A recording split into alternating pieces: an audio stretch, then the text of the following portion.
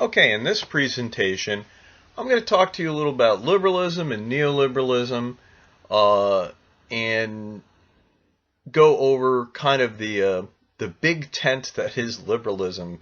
Because I guess the first thing we want to start out with is the idea that liberalism is a term, or liberal in general is a term that can apply to a lot of different theories. It's not nearly as coherent or unified as realism. So with that in mind, let's go over what I like to call the flavors of liberalism. Okay, liberalism has its philosophical roots in modernism. And modernism is a group of philosophies, it's a body of philosophy that starts with Descartes. And Descartes is famous for saying, cogito ergo sum. I think, therefore I am. You've heard that. The thing about what he's saying there is he's saying that existence is in the mind. And Descartes espoused an idea that there's some kind of inherent independence to rationality, to the human mind. It kind of defines who we are. And this is important to understand in contrast to previous ideas that people are made. And you've heard of nature versus nurture. Well, Descartes is Mr. Nature. He says we have a rational faculty, and as you know, that makes us autonomous, free from the influences of the world, free to make our own choices. As opposed to the more classical view that you find in Plato and Aristotle, especially in Plato, and other folks, not just them, but that takes the view that people have to be raised and educated and guided by society, taught values, and kept right. And this is the big divide here, right, between the classics and the modernists. And so that's an important idea, is we're coming at it from this philosophical root that individuals have a independent rationality, an independent mind, and very importantly, an independent and autonomous morals or value system. And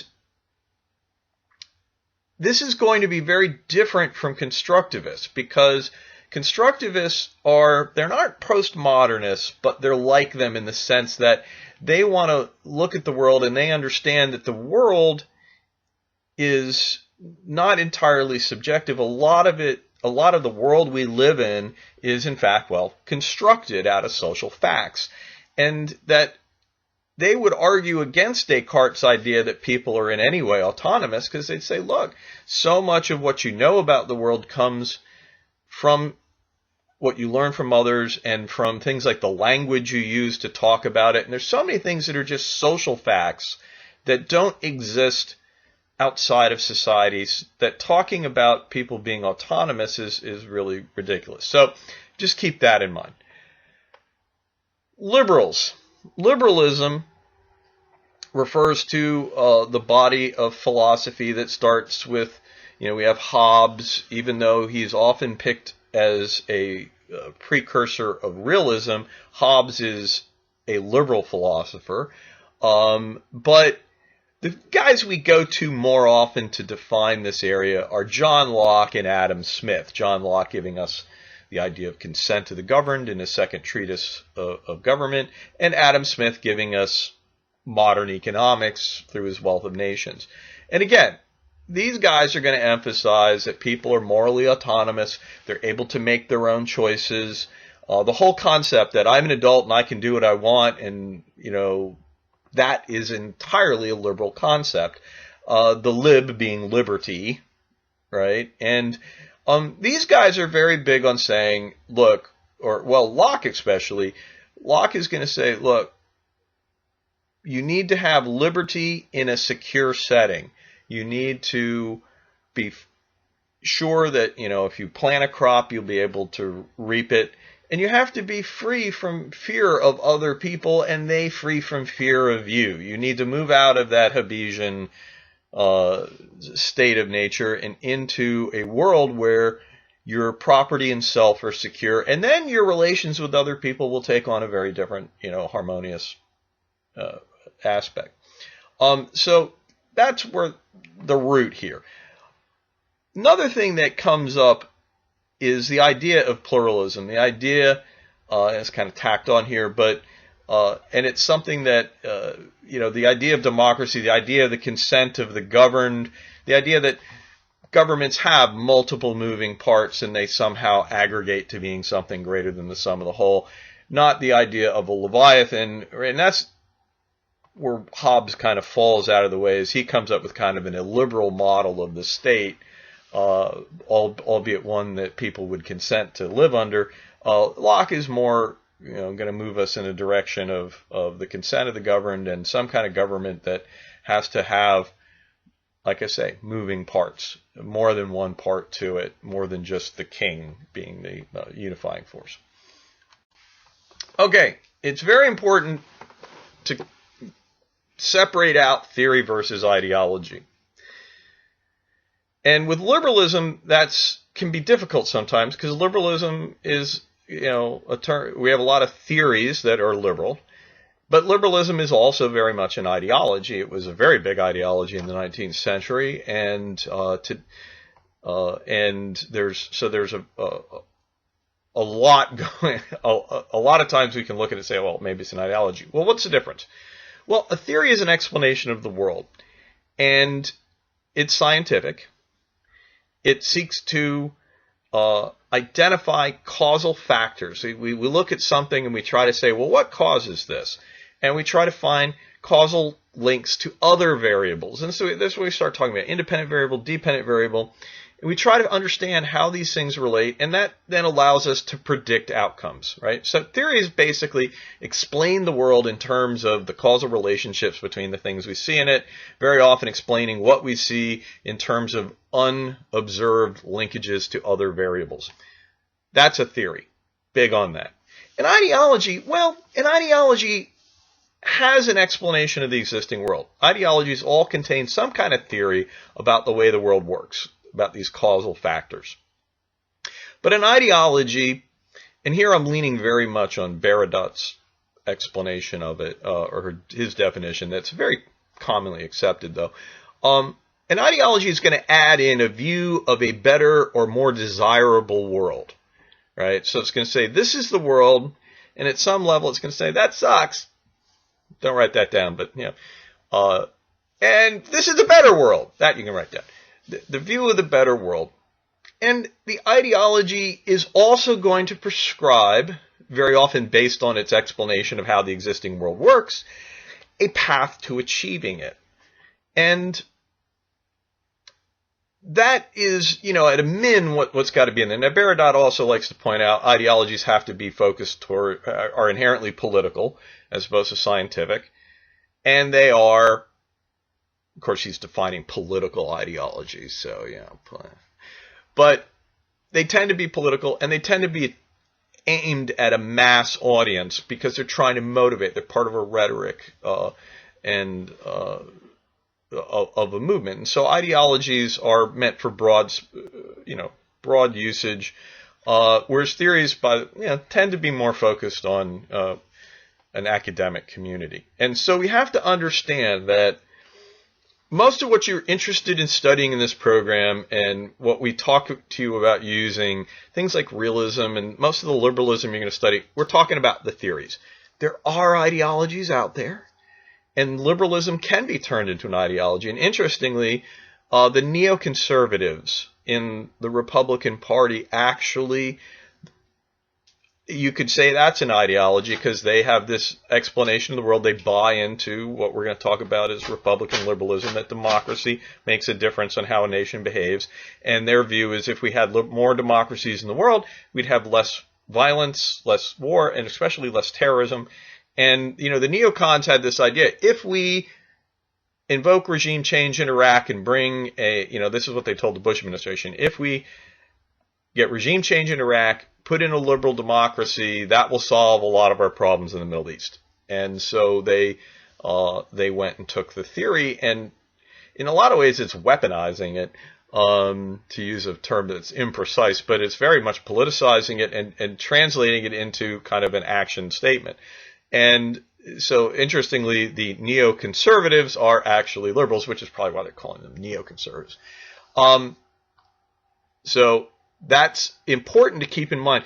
And I guess the big point I want to end on is never call realism an ideology. It's very, realism doesn't imagine a better world. But most of the time when we're talking about realism and these things, we're talking about theories. And when you call them ideologies, well, you're just wrong. And it also is kind of a red flag to a grader. So, you want to be careful of that. Make sure it's an ideology before you call it that. Okay, moving on. Types of liberalism. Now, liberalism here, and again, if I haven't emphasized it before, we are not talking about the popular meaning of liberalism. We are, in fact, talking about, John Locke liberalism, not Elizabeth Warren, Nancy Pelosi liberalism, right? Which is, blessedly, they are now starting to call themselves progressives, and so they're moving away from our L word here. When we talk about liberalism, and I'm talking about theories of liberalism, theories that are trying to explain the world, in international terms, we have basically four types. We have Republican liberalism, which is it's not the Republican Party. What that refers to is republics, and it dates back to the days when everything was a monarchy, and so we didn't talk about having democracies, we talked about having republics replace monarchies. So republic in liberalism. And that's going to deal with the effect of democracy. We have economic liberalism that's going to deal with the effect of trade and economic relations on state behavior. We have institutional liberalism, which will talk about the effects of organizations and international institutions. And then there's sociological liberalism that talks about social effects. And that, I'm going to tell you that one kind of bleeds a bit into constructivism. We're kind of very close to constructivism at that point. So these are just four broad categories into which you can fit different explanations. And there will be, you'll have papers and you'll have people following things, trying to understand things, and they will fit into these categories with their research, depending generally on what the independent variable they're interested in. What they think affects state behavior. Okay, Republican liberalism, I already mentioned, the name comes from republic. It refers to theories that predict state behavior will change based on the type of government, most notably democratic peace theory. And that's pretty much mainly what I'm going to talk about here. But anytime you have someone going into looking at, hey, how does the type of government affect how a state behaves? And a great example of this that is out there is selectorate theory, which is a rational choice theory, but it's also a theory on how does the type of government, whether it relies on a small or large coalition, how does that affect their behavior? So it would fit into this category. The first guy, though, we go back to 1795. And Immanuel Kant came up with the idea of perpetual peace. And he argued that republics will be more pacific than monarchies, right? They will be more peaceful. Why? Because when a monarch goes to war, the monarch doesn't suffer. The people do. And if the people run the government, they won't want to go to war, right? And this is his idea, that the public will not want to fight. So if we didn't have that, if we had a world of republics, there would be less war. Hasn't necessarily panned out in a couple ways. One is, we've seen that publics actually do, they will go to war, we've seen that they aren't necessarily more peaceful, and the data is going to show that that's the case. So he's there, but you have to have an asterisk by him. The reason he thinks that republics or we would now call them democracies, don't fight, is questionable. Doyle comes up with, he's another guy, more recent, 1986, which is more recent than 1795. And his explanation, he says, well, when we look at the leaders, he's going to look not so much at the public, but he's going to look at the leaders. He says, look, in a democratic system, the political culture is based on peaceful resolution of conflict. So your leaders are going to, that's how they're going to think. They're going to think, hey, how do I deal with somebody who disagrees with me? Well, I persuade him, or I build a coalition of other people, but I find some way of peacefully resolving this. I don't stand them up against the wall and shoot them. And the argument here is that skill set and that tendency to think, that translates into a different foreign policy. He also argues that democracies hold common values, and that this means that there aren't as many sharp differences of interest between them. And so there's less to fight over. He also brings up trade, and here we're mixing types. And I'm a big fan of, hey, if you're going to be democratic, if you're talking about democracy, talk about democracy. But maybe I'm just hanging up on labels. But you should be careful of this. If you're talking Republican or liberalism, remember that means the effect of the type of government on the behavior of the state. If you start bringing in, they trade with one another, now you're bleeding over into economic liberalism talking about trade. Yet we do admit that Doyle mixes it up a bit because he does say, hey, democracies also have tended to trade with one another. I mentioned things not panning out. There is the law of democratic peace. A law is, in scientific terms, whereas a theory is an explanation. A theory tells you what's going on, and sometimes it'll predict stuff that you haven't seen before. A law is an observed regularity, right? We observe that water boils at different temperatures at different altitudes, and people observed that long before they understood why, right? That it has to do with air pressure and molecular blah, blah, blah, blah, blah. They needed a theory to explain why, but they knew it because they'd observed it. People observed, you observe a lot of things. The sun rises in the east and sets in the west. Why is that? Right? Once upon a time, that needed explanation, and you had to have a theory. And one of them was Apollo rides across that didn't work out. Point is, a law is an observed regularity. And one of the observed regularities, one of the few we actually have in international relations is democratic peace. And the data shows that liberal democracies don't go to war with one another. And we can argue about it, and a lot of it comes down to how you define liberal democracy and how you define a war. But, there are counterexamples, which doesn't necessarily, we understand these things won't be perfectly right, but overwhelmingly, democracies do not fight one another. That has been, that's nailed down at this point. They do, however, unlike Kant's idea, democracies don't actually appear to be very peaceful. In fact, they go to war with other nations just as often as non-democracies, right? So democracies are quite willing to get involved in a fight. They're just selective about who they fight. The other thing that comes out, as people started digging deeper into it, they happen to notice that, in fact, democracies win more often. They not only go, they're selective about who they fight, in terms of only fighting non-democracies and not fighting other democracies. But by God, they win. And it's one of these things that once upon a time they thought democracies would be weak and overpowered, and it turns out, democracies bring it, and everyone else just goes away. And so this turns out, when you look at the data at every instance, these are the things that they have found. And like I say, this is an empirical regularity in search of explanation. We have explanations that have been offered. The question is, do they hold water? And so there's a little debate. And like I say, when we talk about selectorate theory, they offer an explanation, but that's under rational choice. That'll come later. Okay, economic liberalism.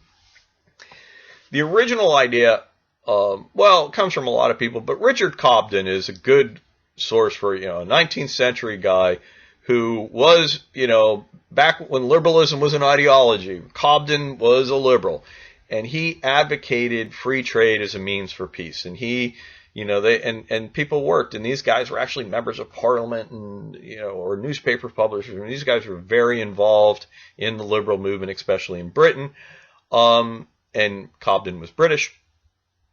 And his idea was that when you have trade, and Cobden's writing in a world where there's lots of tariffs and there's lots of restrictions on trade out there. And nations at that point would like to trade, they would go set up colonies and trade with their colonies.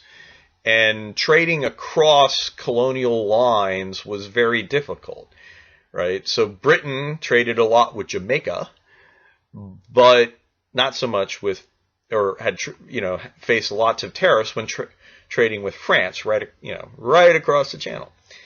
And Cobden said, look, if we traded with one another, it would unleash the common interests that nations have and promote harmony in the world. It would reduce incentives for war by making resources available, because under the colonial system, you tended, if you needed a resource, your go-to way of getting it was to have a colony provide it for you. And Cobden's like, this means that you have to go to war to get stuff. Whereas if we just traded the stuff, and an example of this, I have to point out, in World War II, the Japanese kind of got into it with the United States, because the United States had been selling Japan oil, and the United States was one of the few countries, had surplus oil, were willing to sell it on the open market. Most of the oil in the world was traded through colonial trading patterns. It was harder to get to. So when the United States boycotts Japan's oil, Japan's like, well, we got to get oil from somebody else. And there was no one to get it from. So, well, we need to go take the Dutch East Indies, because we need to go, basically take over Shell Oil. Was originally the Netherlands. That was their company. And they had, down in Indonesia, they had a lot of oil fields. And so the Japanese go invade Indonesia, and we forget that we have Pearl Harbor and the Philippines on our mind, but actually all of that was about going south and taking over the oil fields. So the point, there you go. If they'd been able to buy it from somebody else, what would have happened? So just like to bring that point up. He also, in his view, thought, and the liberal view, saw a lot of the restrictions on trade that existed as reinforcing elites. And in Britain, they had the Corn Laws, which were tariffs on all sorts of agricultural imports, which tended to favor the farmers of the country, who were basically the landed aristocracy, the House of Lords. It made sure that their crops, albeit, they're grown by tenant farmers, but the lords, if you've seen Downton Abbey, right, they're farmers. They, the protections against foreign imports were basically reinforcing their privileged status in the country, all at the expense of the workers in the cities who had to pay more for food. And he said, look, if we remove the privileges, if we remove these trade barriers, we're really going to end privileges for the elites, and it's going to lead to a more liberal, equal society. Right? So there you go. There's the traditional, or the classical liberal, economic liberal view. Now, to go to the neoliberal view, where people are being, and here the difference is, basically just being more theoretical, more willing to work within concepts like anarchy, right? That's really where we get into the neo part of it. We have Cohen and Nye, right? Spelled Keohane, spelled Cohen.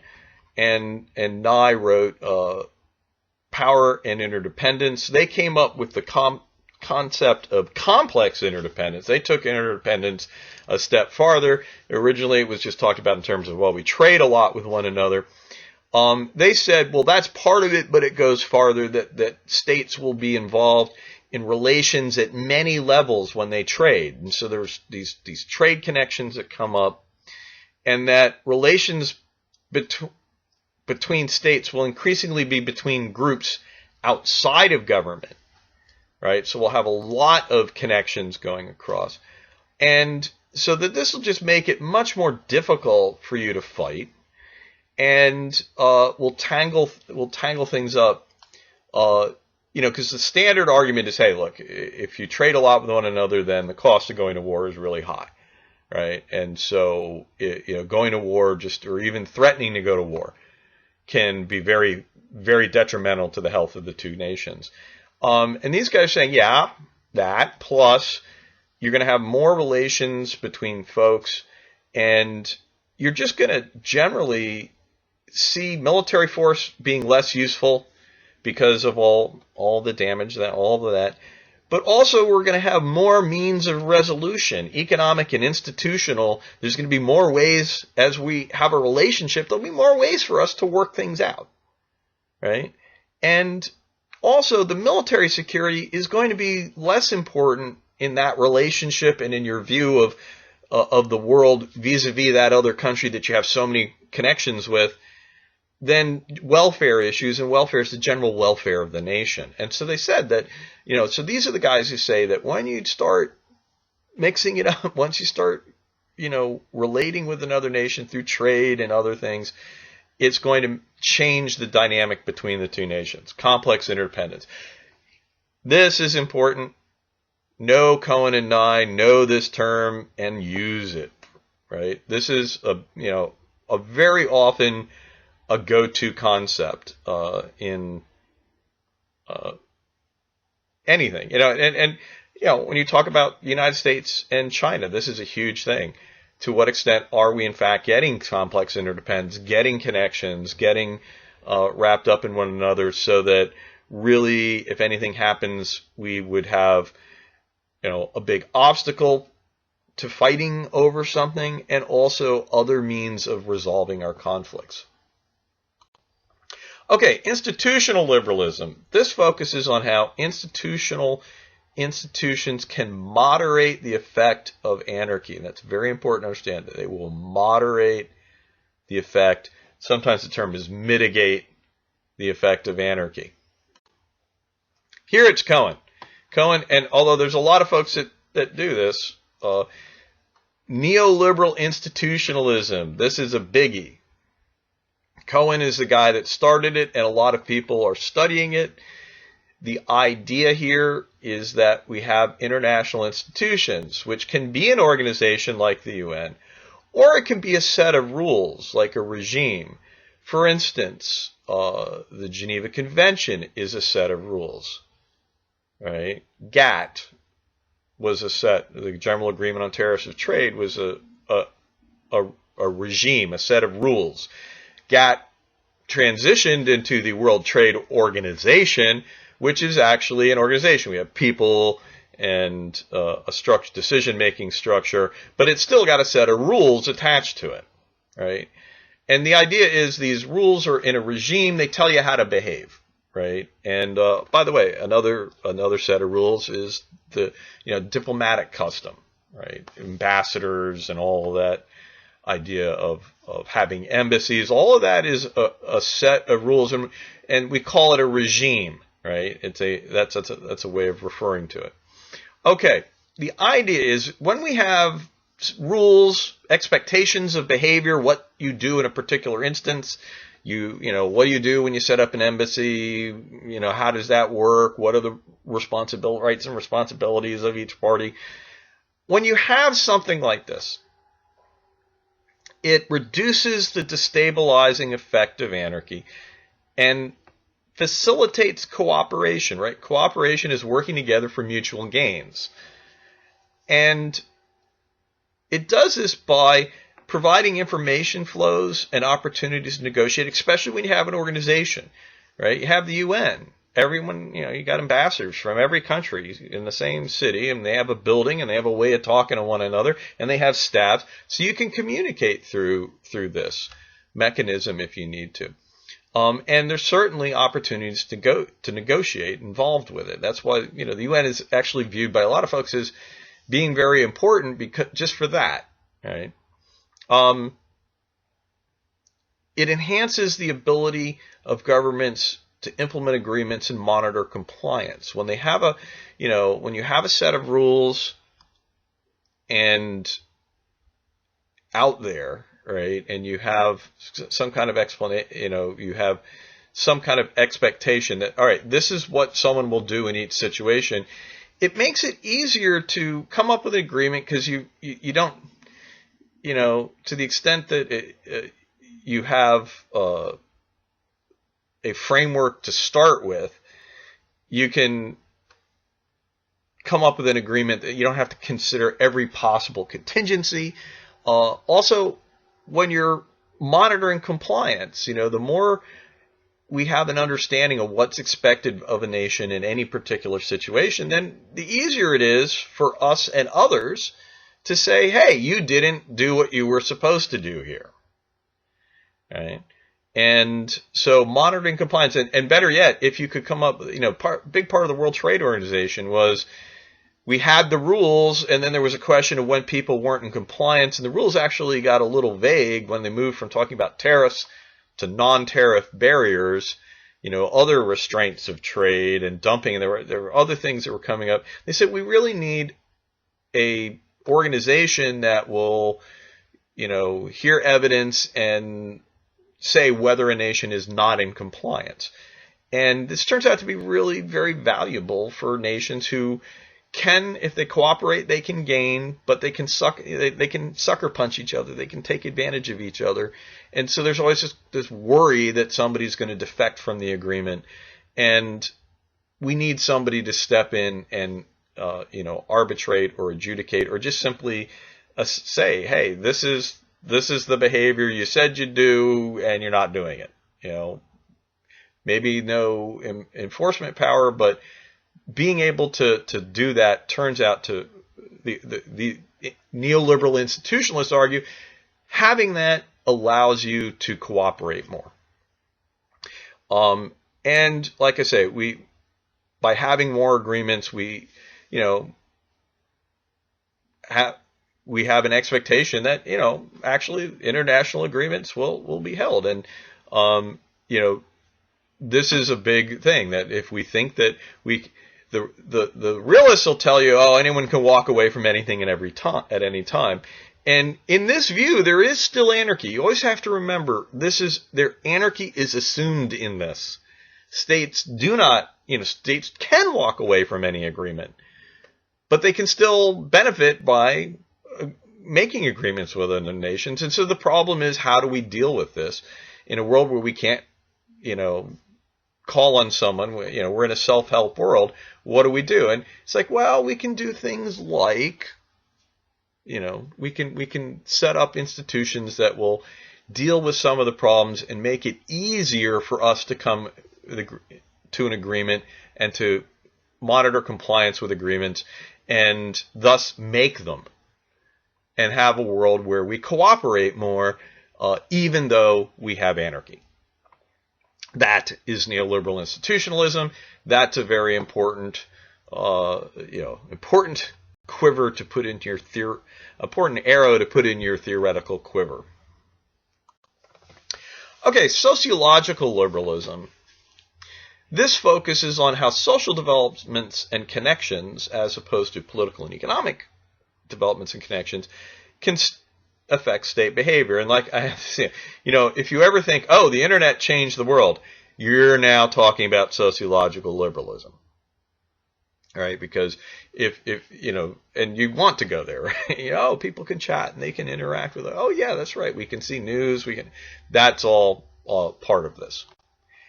Now, some guys who started Deutsch in 1957, he started looking at this, and he was looking at NATO, and he argued that people could, and through the interactions, through a lot of transnational communications and transactions between the United States and Europe, we start getting a sense of community, and what he called a security community, right? An integrated group of people with a sense of community. And NATO creates an express idea that, hey, there's a common security here. We have a sense of community with one another, and Deutsch argues that when people get into this group, and especially when they start seeing it as protecting them from some outsiders, big bad Russians, or the Soviet Union, the threat of communism, back in the 1950s, right? But the idea, he argued that members of this community are eventually just going to eschew the use of force. They're just going to say, that's not how we do things amongst ourselves. We're not going to use force against each other. That's off the table. Right? And so he said that a lot of, so he was looking at this and said, look, we're getting this development of this idea between the United States and, he's predicting in 57 that, this idea that we won't use force against European nations is coming up. And remember, this is kind of new. I mean, the United States, in 1957 had just fought 2 wars in Europe. And so, part of NATO are former enemies, although it is dominated by our allies from those 2 wars. But the idea he's getting at is that the sense of community is going to change as a result of this relationship, and war is going to be off the table because of that. And so we're going to focus on other means. Burton, writing in 1972, a little later, he argues that for a cobweb model, right? He's looking at world society, and he says, look, we're going to have a world, states are made up of groups with different types of external ties and interests. So a state is not a monolithic thing. There's a lot of people in it. And these folks will have different ties outside the, some will have no ties outside the nations, but we'll have groups that have differing ties and interests. They'll interact with people in other countries, and they'll have interests that they're pursuing that they may have in common with other people in other countries. And so he said, what you want to do is map the interactions of people and see, what groups do we have here? What connections do we have? And how are people sorting themselves out in terms of the interests they have, or are most salient to them, and to who they interact with around the world. And he said, if we could map this cobweb, right, if we could map those interactions, that would give a better understanding of human behavior than thinking of things from just a statist point of view, United States and China, United States or India and so. We should be thinking of these basically a world society as connections between people. And Burton argued that, the world is really driven more by beneficial cooperation than antagonistic competition. That people, certainly when they deal with each other economically, they're usually reaching out, connecting with people to achieve some mutual goal. Now, there may be in competition with somebody, but there's a lot of people that are reaching out and connecting with other people for a perceived interest. And he said, that's important to understand about the world, that there's a lot more cooperation than antagonistic competition going on out there. So, 1972, like I say, if you throw, a few years later, you throw the internet in there and social media and all the things you can do on it, in some way, we might give Burton a little bit of a better hearing than you would have given him, say, in the 1980s when the Cold War was still going on. Okay, so to sum all this up, it can't be summed up. Liberalism is a broad category. And I often talk about there being many flavors of liberalism. It's like a frickin' Baskin Robbins.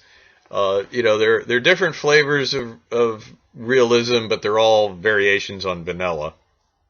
Here we got all sorts of stuff. And I've just covered the broad categories. You'll find a lot of people do research within these different categories. I gave you some types, broad categories of Republican, economic, institutional, and sociological. People may work in that group and never mention that they're doing that, right? So you have to kind of identify that. But it does show you that those are broad categories, right? So when doing an analysis, there's a couple things to keep in mind. You cannot say what the liberal view on something is because there's so many different ways of looking at it. You must always pick a type. And you have to, if you're going to look at China and the world, and the U.S. and China, you've got to say you can't say what would liberals say. You have to say, well, what do you think liberals would say? And looking at China, some of them would note that there are different types of government, so maybe war isn't, the Republican liberalists would say maybe war is a problem between these two nations. Economic liberalists would look at what's going on there and in terms of the trade, and there's no way they'll fight because they have all these connections. Institutional liberalists will look and say, oh well, let's look at how, there's the UN, what organizations do these guys have in common?